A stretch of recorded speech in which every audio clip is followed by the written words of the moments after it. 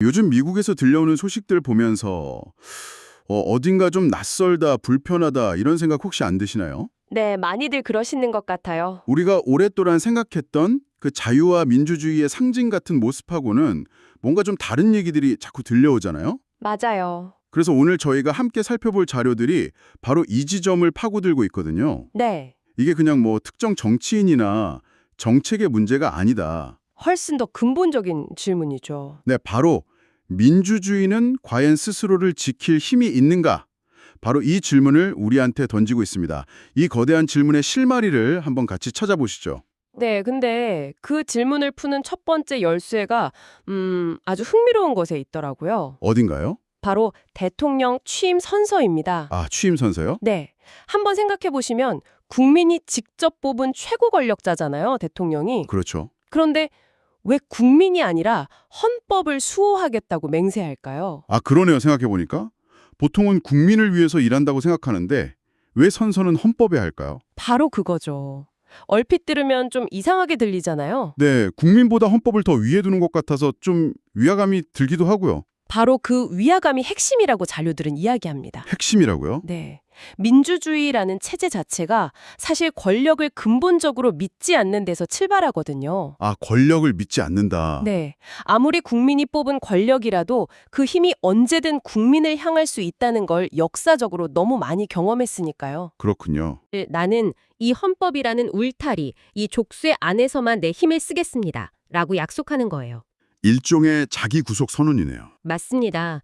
국민에게 충성하는 게 아니라 국민을 보호하기 위해 스스로를 묶는 그 족쇄에 충성하겠다는 거죠. 아, 그러니까 자료에서 말하는 권력에게 헌법은 불편하고 귀찮고 성가신 존재여야 한다. 이 말이 바로 그 의미군요. 정확합니다. 권력자가 뭔가 큰일을 하려고 할 때마다 옆에서 이건 법에 어긋나요?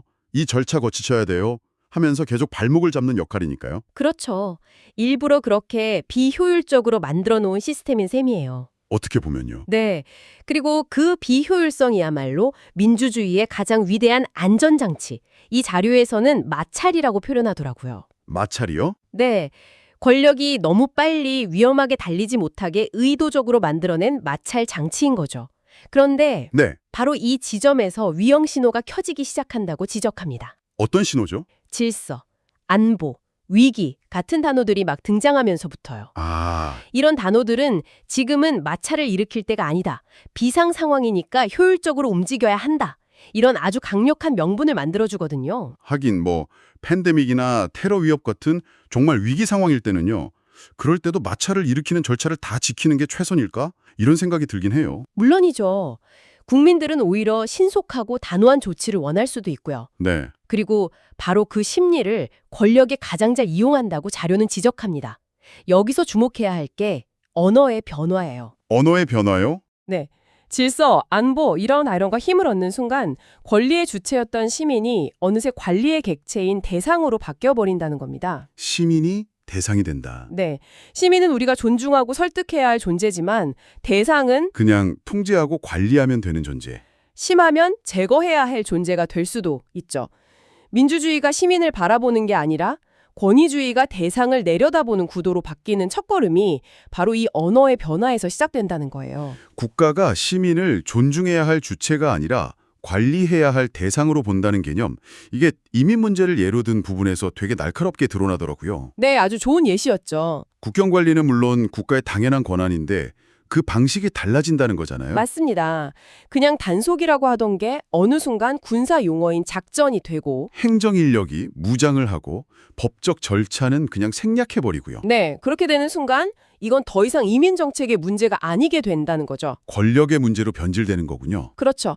행정의 영역에 군대의 언어가 들어온다는 것 자체가 이미 상대를 동등한 권리를 가진 인간으로 보지 않는다는 명백한 신호입니다. 아, 그들을 보호해야 할 난민이나 절차를 밟아야 할 이주민이 아니라 소탕해야 할 적이나 처리해야 할 문제로 보는 거죠. 그러면 그들에게 적용되어야 할 인권이나 법적 절차는 그냥 거추장스러운 장애물이 되어버리고요. 지금은 비상 상황이다. 예외가 필요하다. 어쩔 수 없다. 이런 말들이 딱 이럴 때 나오는 거군요. 네, 그 예외라는 말이 정말 무서운 것 같아요. 이번 한 번만 저 사람들은 우리랑 다르니까 이런 식으로 생각하기 쉽잖아요. 맞습니다. 그런데 자료에서는 민주주의의 붕괴는 항상 그 작은 예외에서 시작된다고 아주 강력하게 경고하고 있습니다. 한 번에 무너지는 게 아니고요. 네, 역사를 보면 거대한 독재가 쿠데타처럼 한순간에 오기도 하지만 더 많은 경우 민주주의는 서서히 죽어갑니다. 서서히요? 마치 물이 서서히 끓는 냄비 속의 개구리처럼요. 처음에는 특정 소수 집단을 향한 예외적인 조치로 시작해요. 그러면 대부분의 사람들은 나랑은 상관없는 일이라고 생각하겠죠. 그렇죠. 침묵하거나 심지어 동조하기도 하죠. 하지만 그 예외가 2번, 3번 반복되면 어느새 그게 새로운 기준, 즉 뉴 노멀이 되어버립니다. 아, 그리고 그 새로운 기준은 언제든 나에게도 적용될 수 있다는 걸 잊어버리고요. 바로 그겁니다. 처음엔 어쩔 수 없지 하다가 나중엔 원래 그런가 보다 하고 무감각해지는 거죠. 자료에서 민주주의의 황혼기라는 표현을 쓰던데 그게 바로 이런 상태를 말하는 것 같아요. 네, 맞습니다. 법은 있는데 아무도 존중하지 않고 선거는 하는데 아무도 그 결과를 믿지 않는 상태. 겉모집은 멀쩡한데 속은 이미 텅 비어버린 거죠. 그리고 그 상태가 노골적인 독재보다 더 위험하다고 말합니다. 더 위험하다고요? 왜죠? 아직 민주주의라는 간판을 달고 있으니까요. 사람들은 그래도 선거는 하잖아, 의회는 열리잖아 라고 말하면서 스스로를 위안해요. 아, 하지만 자료는 바로 그 말이 껍데기만 남은 민주주의를 조용히 질식시키는 가장 효과적인 진정제라고 날카롭게 지적합니다. 신뢰가 사라진 제도는 그냥 영혼 없는 좀비 같은 거니까요. 근데 이게 참 듣다 보니까 그냥 남의 나라 얘기가 아니잖아요. 네, 그렇죠. 자연스럽게 떠오르는 너무 아픈 역사가 있는데 아니나 다를까 자료에서도 딱 그 지점을 짚더라고요. 1980년 광주 말씀이시죠? 네. 그때 국가가 내세웠던 명분이 바로 국가 안보, 사회 질서 회복 이런 거였으니까요. 맞습니다. 비상 상황이라는 말 아래 모든 법적 절차가 무시됐죠. 당시 계엄군은 광주 시민들을 지켜야 할 국민으로 본 게 아니라 질서를 파괴하는 폭도, 즉 진압하고 관리해야 할 대상으로 봤던 거군요. 네, 자료의 통찰은 바로 이겁니다.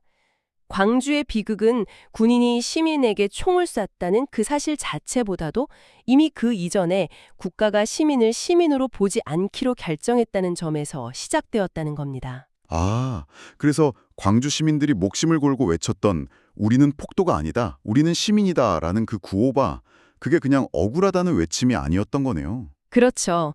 우리는 당신들이 관리할 대상이 아니라 이 나라의 주권자다. 라는 민주주의의 가장 근본적인 대원칙을 피로써 다시 선언한 것이라고 분석합니다. 결국 민주주의의 역사는 누가 시민인가, 시민이란 무엇인가를 둘러싼 투쟁의 역사라는 말이네요. 네, 시민이라는 이름을 빼앗기는 순간 법의 보호를 받을 권리, 말할 권리, 모든 게 사라지니까요. 지금 미국에서 벌어지는 일들이 우리한테 유독 불편하고 기시감이 드는 이유도 바로 여기에 있는 것 같아요. 맞습니다.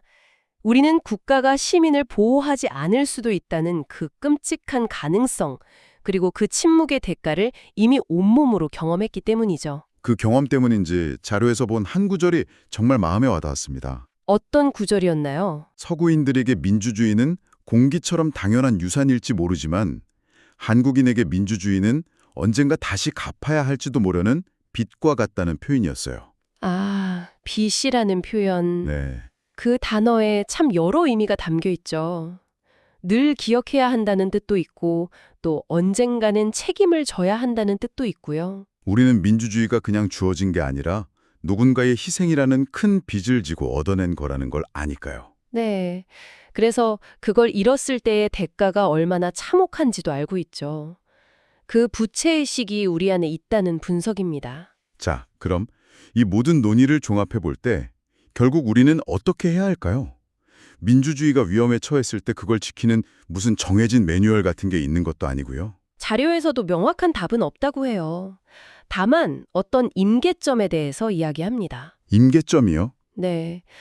더 이상 어떤 논리나 설명도 필요 없어지는 순간, 사회 구성원 대다수가 거의 동시에 이건 아니다 라고 느끼는 바로 그 순간 말입니다. 아, 정치적인 입장을 다 떠나서 그냥 상식적으로 이건 선을 넘었다 하고 공감하게 되는 그런 순간 말이군요. 네, 맞습니다.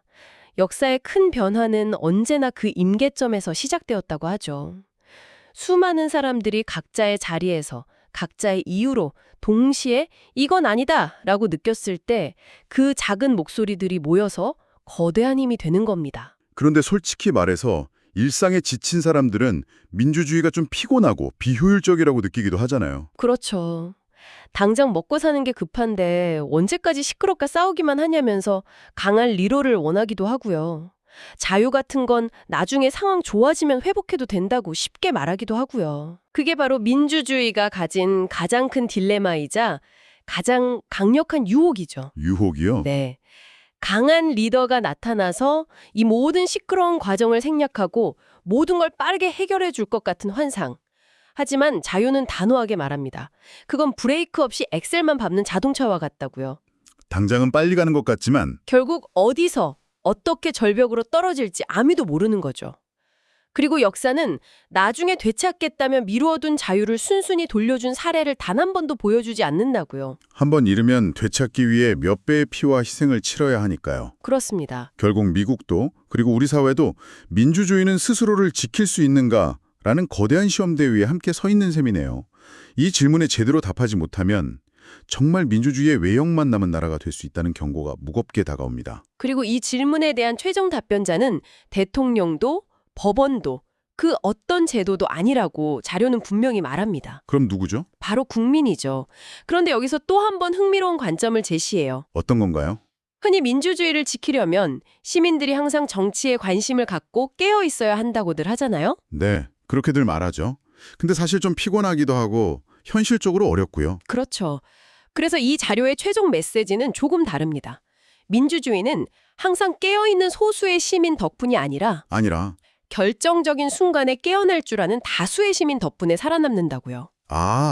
그러니까 평소에는 다들 각자의 삶에 충실하다가도 우리가 오랫동안 지켜온 상식과 가치가 무너지는 바로 그 임계점에 도달했을 때 네. 그때 이건 아니다라고 말하면서 함께 일어설 수 있는 그 힘, 바로 그 힘이 민주주의를 지탱하는 마지막 보루라는 거군요. 네, 바로 그 잠재된 힘에 대한 믿음이 민주주의의 본질인 셈입니다. 오늘 우리가 깊이 파고든 자료들은 명쾌한 해답 대신 묵직한 질문 하나를 우리 앞에 남겨두었습니다. 민주주의는 스스로를 지킬 수 있는가? 그리고 그 답은 거창한 제도 속에 있는 게 아니라 바로 우리 한 사람 한 사람의 마음 속에 있다는 걸 다시 한번 생각하게 하네요. 여기서 한 걸음만 더 나아가서 이런 질문을 스스로에게 던져보면 어떨까요? 네, 좋네요. 자료에서는 논리와 이념을 넘어 이건 아니다라고 느끼는 각자의 임계점에 대해 이야기했잖아요. 네네. 그렇다면 이걸 듣고 계신 당신에게 그 임계점은 어딘가요? 일상적인 불편함이 견딜 수 없는 부당함으로 느껴지는 순간은 언제인가요? 되게 중요한 질문이네요. 네.